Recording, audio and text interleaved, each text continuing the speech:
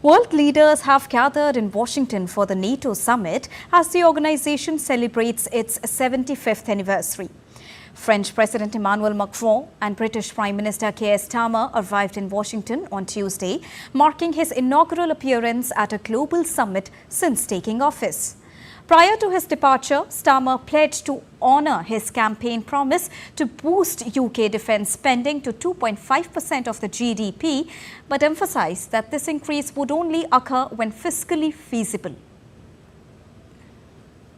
In relation to defence more generally, we will carry out our strategic review to look at the challenges, the capabilities, and on the back of that make further plans. I am committed to that 2.5% within our fiscal rules, but that strategic review needs to come first. But today, tomorrow and the next day, is all about standing together with our allies, discussing practically how we provide further support for Ukraine and send a very, very clear message to Putin that we will stand against Russian aggression wherever it is in the world. Now, NATO Chief Jens Stoltenberg urged the leaders of Transatlantic Security Alliance to maintain support for Ukraine in its war against Russia's invasion, declaring that the outcome of the conflict would shape global security for decades.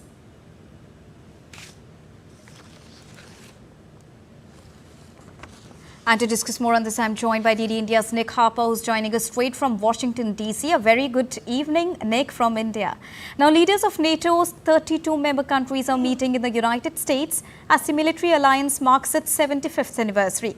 But this also stands as a litmus test for Joe Biden. Earlier, there have been reports that a neurologist visited 8 times to the White House. What's there for Biden here?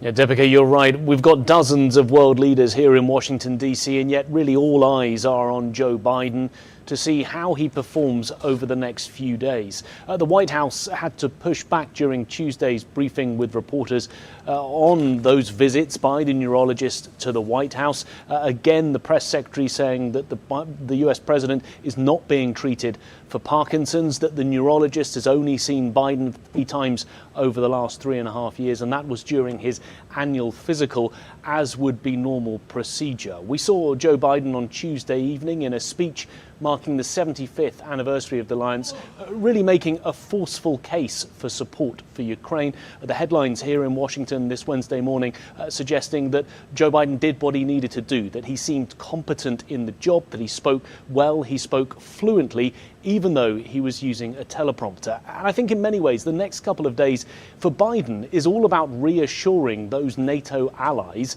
that he is up to the job, that if he gets re-elected, he has the mental agility for another 4 years in office, because there is that concern from NATO allies that Donald Trump might return to the White House. Remember, he is a NATO skeptic. He's suggested that he might even pull the US out of NATO. He certainly suggested that he would not come to the military aid of other NATO members if they were attacked, if they hadn't given enough financial support to the alliance. So all eyes on Biden, with the worry about Trump in the backdrop. And I think the next couple of days, with those speeches, in particular Thursday when he has a solo press conference, will be very closely watched by politicians here in Washington, but also from leaders around the world who've gathered in DC for this summit.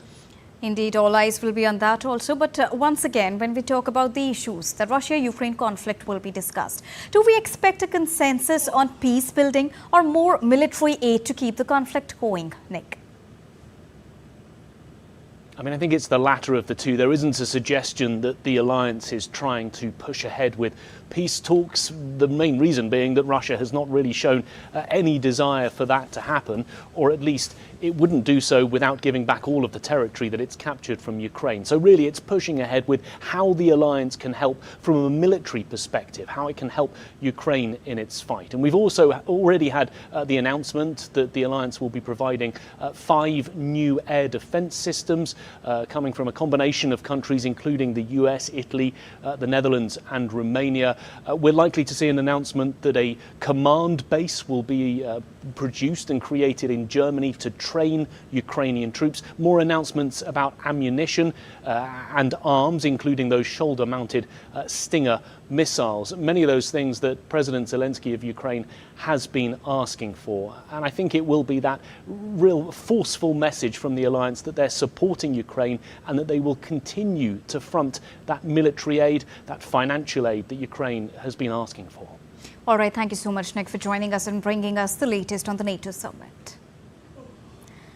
Now, earlier, Ukrainian President Volodymyr Zelenskyy urged the U.S. political leaders in Washington not to wait for the outcome of America's November presidential election to move forcefully to aid his country against Russia. It's time to step out of the shadows, to make strong decisions work, to act and not to wait for November or any other months to this end. We must be strong and uncompromising all together. And first of all, America. And first of all, the leaders of America.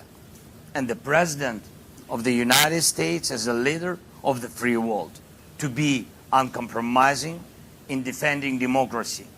Uncompromising against Putin and his coterie. Uncompromising to every possible terror. Exactly what all Ukrainians were on the 24th of February 2022. Millions of the people of the world and millions of Americans, exactly what President Biden and the Congress were on the 24th of February. Now, Moscow is closely monitoring the NATO summit in Washington.